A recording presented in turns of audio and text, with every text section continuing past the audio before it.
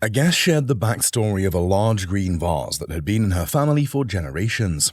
Now, I got this vase from my mother when we built our home. She gave it to me, but before then, I can remember it as long as I've lived, that it was on my grandmother's front porch. My grandmother gave it to my mother when she built her home. The appraiser confirmed that the vase was Tikico Pottery, which originated near Chicago but was sold in various locations, including Baltimore. Tikico pottery was a unique form of American art pottery that emerged in the early 1900s. Tikico pottery is celebrated for its sleek lines, geometric forms, and distinctive matte green glaze. This vase stood out for its large size, uniform green color, and rare hand-applied strap handles, a less common, more desirable feature. Despite some chips on the base, the condition remained impressive given its age and exposure over the years. Tikico pottery was highly collectible, valued not only for its beauty but also for its historical significance. Given its desirability, the suggested auction value for this piece was. At auction, a vase like this would sell between $15,000 and $20,000. Oh my goodness. It stays in the house. It's going to stay in the house? It's going to stay in the house. I think that's an excellent idea. Oh my goodness. How much? Between $15,000 and $20,000 15 at and auction. 20. A guest presented a bow, arrows, and a quiver believed to have been made and signed by the legendary Apache leader Geronimo. The appraiser shared historical background on Geronimo and pointed out several features after examining the items. Geronimo was Chiricahua. He was a Chiricahua Apache warrior from Arizona. This was made by Mescalero. Geronimo didn't make much of anything. He sat around Fort Sill, and you're right, he autographed things. The bow case and quiver were made from deerskin rawhide, traditionally tanned using brains and livers, then dried in the sun. The fringe was dyed with yellow ochre, and the beadwork was thread-stitched, indicating that the set was not made during wartime, but rather crafted for commercial sale. The appraiser confirmed that the signature was authentic. Geronimo had indeed signed the piece. According to the appraiser, the more probable scenario was that a Mescalero artist created the set and brought it to Geronimo, who signed it to enhance its market value. Anybody who made things, they would bring them to Geronimo, he would sign them, they'd split the deal, he would sell them. He sold all kind of things. He sold drums, he sold shields, he sold bows, he sold arrows. He had a steady market. Despite Geronimo not being the actual maker, the item's authenticity, craftsmanship, and historical connection make it a valuable and fascinating collectible. In terms of value, this set's auction value estimated was. At a public auction of American Indian material, $6,000 to $8,000. Is that right? This exquisite painting had been part of the guest's life since childhood, originally belonging to his mother. My grandmother went to an estate sale one day and ran across this painting. At the time, it was signed G-Day, only G-Day, and she recognized it as being good Texas art and thought my grandfather would also appreciate it. She bought it and took it home and did some research and realized that it was a Robert Wood. I think that they bought it in either the late 60s or the early 70s. I think that it was originally purchased for less than $1,000. It was identified as the work of Robert Wood, an American landscape painter. The appraiser shared some background information on Robert Wood's career. Robert Wood is actually English, but he moved to America as a young man. He was 21 in 1910 and lived all over America doing kind of the hobo experience, if you will, random jobs, trains. Wood was renowned for his vibrant and romanticized portrayals of American landscapes. The painting in question was a bluebonnet scene, which held particular appeal in Texas as the bluebonnet is the state flower. This particular painting is oil on canvas, signed lower right, G-Day, and also signed Robert Wood, which I've never seen before. I think there were very few people who tracked him down and had him re-sign them. The appraiser noted that Robert Wood was very talented, but his large number of works had lowered their market value. However, bluebonnet paintings were an exception, especially in Texas, where they were highly sought after. Due to this regional demand, the appraiser gave this piece a much higher valuation. At auction right now, I think a reasonable estimate would be in the realm of $15,000 to $25,000. Wow, that's incredible. A guest presented a color lithograph that had been purchased from an antique dealer in Houston around 10 years ago. The appraiser confirmed the work as an original color lithograph by Rufino Tamayo, who was born in 1899 and rose to prominence during the same era as Diego Rivera and José Clemente Orozco. He did these murals in the 1930s in Mexico City, and then he moved on to New York and Paris, and it wasn't until the end of his career, in the 70s and 80s, that he produced his body of prints, which is more than 100 prints, including color lithographs and etchings. This particular print was described as large, colorful, and impactful, designed to evoke the same sense of wall presence as Tamayo's murals. The print was signed by Tamayo in the lower right and numbered 10 of 10 in the lower left, which confirmed its authenticity. The guest carefully preserved the painting, especially by keeping it out of direct sunlight. It looks like you've been taking good care of it to me. Yes, sir. We tried to. The colors seem very strong here. Nothing incorrect with the paper. The appraiser discussed the current market trend for Tamayo's work, noting a resurgence in popularity over the past 5 years. Due to this renewed interest, the appraised auction value of the print was, at auction, I'd put a value at around $4,000 to $6,000. A guest presented a unique architectural object, a cold air return cover which he had inherited from a friend. According to what he had been told, the piece originated from the Henry O. Havemeyer house in New York. The appraiser provided historical context, explaining that the interiors of the Havemeyer home were decorated in the early 1890s by the Tiffany Glass and Decorating Company. It became a very, very lavish home, beautiful interior, all decorated by Tiffany in order to house the Havemeyer art collection. It was particularly striking in the setting of the show because it had been backlit, allowing the glass's natural beauty to shine through. The appraiser specifically highlighted a decorative feature of the item known as chainmail. If you look, there are little chains in between the little pieces of Tiffany glass, which are like a light blue opalescent. Additionally, the supporting beams visible on the back of the piece were likely added later to help preserve or display the object. As a Tiffany architectural artifact, the piece was considered highly collectible and rare. Due to its provenance, craftsmanship, and decorative significance, the estimated retail value was. If this were to sell in a retail shop, it could easily sell for between $45,000 and $50,000. Really?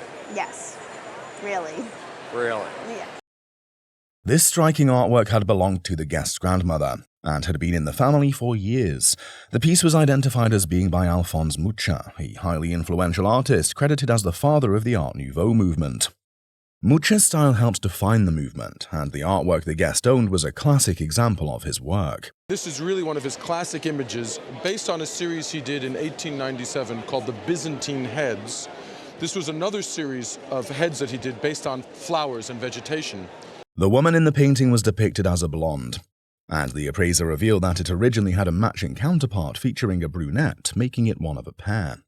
A defining feature of Mucha's portraiture, the halo encircling the woman's head, was present, along with a background designed to resemble an ancient mosaic, rich with ornamental detail. The flowing stylized hair and the veined flowers surrounding the subject were also signature elements of Mucha's Art Nouveau aesthetic. Though the original frame was broken, the appraiser reassured the guest that this damage did not affect the value of the artwork itself. The intrinsic worth lay in the piece's origin, historical context, and artistic merit. In terms of value, the artwork was determined to be worth. The value of the piece itself, in any frame, is between $7,000 and $10,000. Wow. An intriguing piece of furniture was brought in by the guest, showcasing exquisite engraving. We purchased a summer cottage in 1975 from my wife's aunt and uncle. Part of which was included was all the furnishings, furniture and beds and kitchen utensils, the whole thing. It was identified as a music cabinet made by the iconic American furniture maker Gustav Stickley. The appraiser suspected it was created around 1909, during the early years of Stickley's work. What made the piece exceptional, however, was that it was designed by Harvey Ellis, a rare and influential figure in the American arts and crafts movement. A stamp on it, so we found out that it was Stickley, so that's what we know about it. This piece is a very exciting piece of furniture. It was done by Gustav Stickley. It's a very early Gustav Stickley stamp, about 1903. But what's really interesting about this piece of furniture, what really is exciting about this piece of furniture, is the fact that it was designed by Harvey Ellis. And Harvey Ellis only worked for Gustav Stickley for about 7 or 8 months. He died in 1904, and this is one of the pieces that he produced. It has everything going on with it that you would like in a piece of Gustav Stickley, Harvey Ellis furniture. The appraiser highlighted several distinctive features that marked it as a Harvey Ellis design. It has this great inlay on the front. It's made out of pewter, copper, fruit wood. It has an arched toe board. It's got an extra long top. It's also very tall. These elements not only embodied the principles of the arts and crafts movement, but also reflected Ellis's unique artistic touch. The appraiser emphasized that this piece's superb condition was highly unusual. Given its rarity, designer attribution, and condition, the estimated value was At auction, this piece is worth probably $80,000 to $100,000. That's amazing. A guest recounted acquiring a beautiful piece of art from her grandparents. It was a beautiful painting created by Edouard Cortés, best known for his Parisian street scenes. The appraiser shared details about Cortés, noting that he was born near Paris and that his father had been a Spanish court painter. The artist was based in Paris, and that's where he would have painted this. And he made Paris pretty much his subject matter from about 1900 onwards until his death. While some critics had dismissed Cortés for being overly prolific and formulaic, his works were still highly regarded, particularly for their vivid portrayal of light and atmosphere. To verify the painting's authenticity, the appraiser revealed a unique technique Cortés had used: a tiny pinhole to establish the vanishing point in the composition. Let's see if we can find a little pinhole. Yeah, a little pinprick right here. So it could be good news. Do you see that? Yes, I do. I thought it was a flaw. No. If you look at the lines, they all converge and come to this point. Now that, of course, is not conclusive. There's a gallery in New York and there's another gentleman who will authenticate his works. Though not definitive proof, this detail, along with the quality and typical size of the painting, strongly supported its authenticity. The appraiser that noted while many fake Cortés works existed, this piece was exceptionally well executed and likely authentic. Given its size and quality, the estimated auction value for the painting was at auction, that should be worth $30,000 to $50,000. You've got to be kidding me. That's really exciting. A guest shared the touching story of a set of ice fishing decoys passed down from his father. I was born up by Cadillac, Michigan, lived in a town, McBain, and my dad was a farmer and did a lot of ice fishing in the winter because there was not a lot to do on the farm in the winter. And he passed away when I was 15, and I always liked these things. I played with them a little bit, and it was one of the things that I took when we sold the farm and moved to town. The appraiser quickly recognized the pieces as the work of Oscar Peterson, a legendary folk artist and decoy maker from Cadillac, Michigan. The guest confirmed that his father and uncle had purchased the decoys directly from Peterson, who sold them out of his garage. Peterson sold a lot of these to tourists, and then I guess he sold them to people like your dad that actually might have used them. They look like they might have been in the water a couple of times. Oh, yeah. I even fished with them. Oh, yeah? They work rather well. I say, did you catch anything? No, not that I can recall. These decoys were functional tools, not just decorative objects. Key features of Peterson's work, such as the unique turn of the mouth, characteristic paintwork, and fine craftsmanship, were highlighted. The larger they are, generally the better they are. And of course, condition enters into that. And you've got a few little places on the fence and stuff, but basically, really, really good paint. The appraiser praised Peterson's inventiveness and enthusiasm, noting that even though Peterson had made many decoys, his work never became mechanical or uninspired. Given their size and authenticity, the retail value estimated for the pieces was this perch and the big trout, each one of those is easily worth $3,500 retail. Each one? Each one. Wow. That's a lot more than I thought. This guest's family heirloom included a pocket watch that had been in his possession for approximately 40 years. This watch belonged to my grandfather. He was a watchmaker, and it got handed down to my father and then to me. And I've had the watch for about the last 40 years. It was identified as a perpetual moon phase calendar watch, packed with high-end complications. The appraiser described the watch's various functions in detail. Over here on this subsidiary dial, we have numerical date. We go over here, you have the day written in French. Down below, you have a classic subsidiary secondhand with the moon face. Then we go to the top. This is one of the best parts. It's a perpetual calendar, so it gives the months. Additionally, the watch included a chronograph function that allowed it to act as a stopwatch.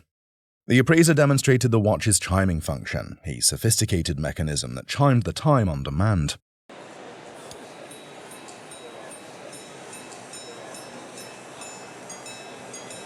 The watch also featured an 18-karat gold hunting case and a rare wolf's teeth winding mechanism, a hallmark of exceptional craftsmanship.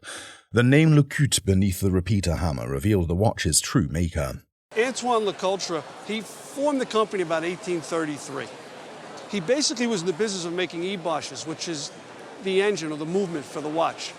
But soon after that, they got into manufacturing watches. This was most likely made in the later part of the 1800s.